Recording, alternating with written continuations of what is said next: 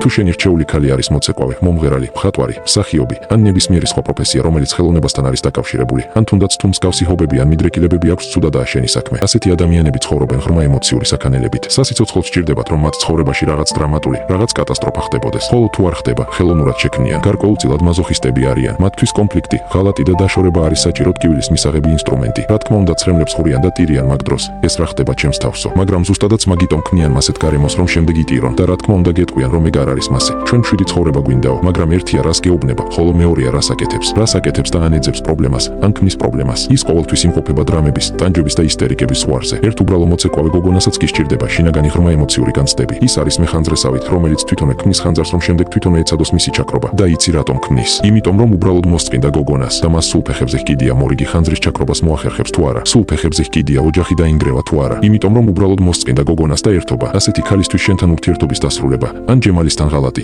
ერთი უბრალო რიგითი დრამაა. ის კი იტანჯება, მაგრამ ზუსტადაც იმიტომ ქნა რომ დაიტანჯოს. და კიდევ არაერთხელ იზამს იგივეს. 6 წლიან ოჯახში, სადაც უკვე 2 შვილი ყავთ, როდესაც ის მორიგ ხელოვნურ ხანძარს გააჩენს და ვეღარ ჩააქრობს. ანუ რომ დაშორდებით, მაგ დროს ის იმიტომ კი არ ტირის, რომ რამეს ნანობს. ან თუნდაც ბავშვები კი არ ეცოდებიან. უბრალოდ უკვე შექმნილ გარემოზე ადაპტირდება და ახალ როლში შედის. შენ მის მაგ ფილმში ხარ რიგითი, მეორე ხარისხოვანი პერსონაჟი. არა ნუ ის რა თქმა უნდა გეტყვის რომ უყვარხარ და თავიდან ძალიან კარგადაც მოგექცევა, მაგრამ ეგეც გარკვეული როლია. ეგ მისი პირადი ფილმის შესავალი სცენარია.